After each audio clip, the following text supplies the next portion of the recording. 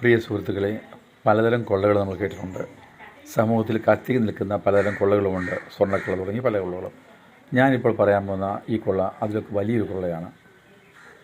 ഞങ്ങളുടെ നാട്ടിൽ മുഹമ്മദ് കാക്കു എന്നൊരു മനുഷ്യനുണ്ട്.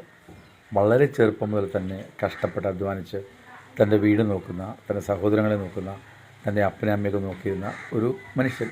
വളരെ ചെറുതായിരിക്കുമ്പോൾ മുതൽ അധ്വാനിക്കാൻ പ്രായമായ അന്ന് മുതൽ അധ്വാനിക്കുന്നൊരു മനുഷ്യൻ. ഇന്ന് അദ്ദേഹത്തിന് 75ഓളം വയസ്സായി. അദ്ദേഹത്തിൻ്റെ ഭാര്യ അദ്ദേഹത്തെ വേർപിരിഞ്ഞു പോയി.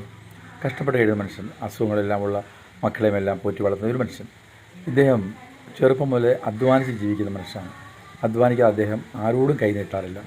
അങ്ങനെ കഷ്ടപ്പെട്ട് ജീവിച്ച ഒരു മനുഷ്യൻ. അദ്ദേഹം ഇപ്പോൾ ചെയ്യുന്നത്, വീടുകളിൽ പോയി പണിയെടുത്ത് ജീവിക്കാൻ പറ്റാത്തതുകൊണ്ട് രാവിലെ മുതൽ വൈകുന്നേരം വരെ പണിയെടുക്കുന്ന ആരോഗ്യത്തിന് പ്രശ്നമായതുകൊണ്ട് ഏതെങ്കിലും പറമ്പുകളിൽ പാട്ടത്തിനെടുത്ത് അവിടെ പോയി കൃഷികൾ ചെയ്ത് അതിൽ നിന്ന് ലാഭം കൊണ്ട് ജീവിക്കുകയാണ് ചെയ്യാറുള്ളത്. ഞങ്ങളുടെയൊക്കെ ചെറുപ്പം മുതൽ കാണുന്ന ഒരു മനുഷ്യനാണ്. ഈ കഴിഞ്ഞ ദിവസം അദ്ദേഹം എൻ്റെ വീട്ടിൽ വന്നത് മറ്റൊന്നുമല്ല, ഒരു സങ്കടം പറയാൻ വേണ്ടിയാണ്. ഞാൻ എന്തായാലും ഇല്ലായിരുന്നു. ഒരു CCTV ഞങ്ങൾ വെച്ചിട്ടുണ്ടായിരുന്നു. അത് വർക്ക് ചെയ്യുന്നുണ്ടാകും എന്ന് കരുതിയാണ് അദ്ദേഹം വന്നത്. ഇത്തവണത്തെ അദ്ദേഹത്തിൻ്റെ കൃഷി കപ്പയായിരുന്നു. അങ്ങനെ കപ്പ അതിൻ്റെ വിളവെടുപ്പ് സമയമാണ്. വിളവെടുക്കാൻ വേണ്ടി അദ്ദേഹം വന്ന് ചാക്കിൽ നിറച്ച് വെക്കും. പിന്നീട് കച്ചവടക്കാരോട് പറയും, അവരൊന്നും എടുത്തുകൊണ്ട് പോകും, അല്ലെങ്കിൽ അദ്ദേഹം കൊണ്ട് കൊടുക്കും.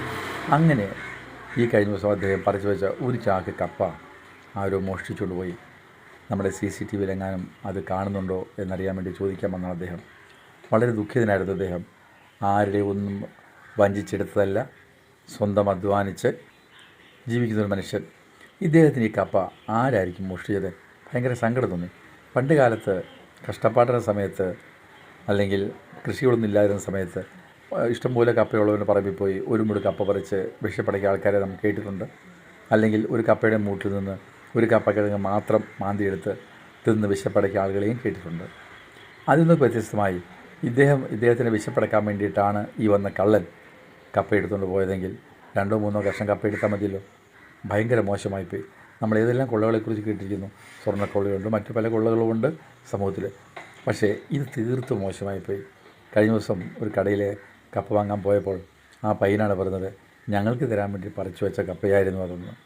എനിക്കത് വീണ്ടും വിഷമം തോന്നി. ഒരു മനുഷ്യൻ്റെ അധ്വാനം. ഈ കള്ളന് ശരിക്ക് നിങ്ങൾ പറയൂ, ഈ കപ്പ കൊണ്ടുപോയ കള്ളന് സമാധാനം ലഭിക്കുമോ? ഏതെങ്കിലും പണക്കാരൻ്റെ വീട്ടിൽ നിന്നൊരു പണം എടുക്കുന്നത് പോലെയോ, സമൃദ്ധിയുടെ വീട്ടിൽ നിന്നൊരു സാധനം എടുക്കുന്നത് പോലെയോ, അല്ലെങ്കിൽ വിശപ്പടക്കാൻ എന്തെങ്കിലും ഒരു നേരത്തെ ഭക്ഷണം എടുക്കുന്നത് പോലെയോ അല്ല. അതിനൊക്കെ നീതീകരണങ്ങളുണ്ടാകാം.